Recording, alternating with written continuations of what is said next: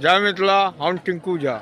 एखन बम सब लेल जे प्रसाद तैयार होइ छै आ धीरे धीरे बम पहुँचऽ के सिलसिला चालू छै। आइ अहाँके हम दिखबै छी और देखियौ इहो सब कपड़ा खोलि कऽ बनबै छथिन। एकटा बम देखै छियनि ई बना रहल छथि। की बनबै छियै?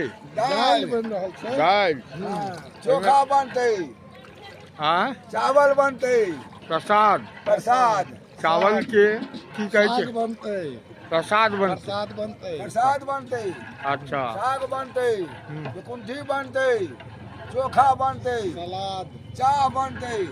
बम सबके सेवा करय लेल हाजिर छियै। 24 घंटा उपलब्ध छै। पड़तै बनेला के बाद घरे देह बनै छै। हाँ नियम निष्ठे से सब किछु भऽ रहल छै। कोनो नियम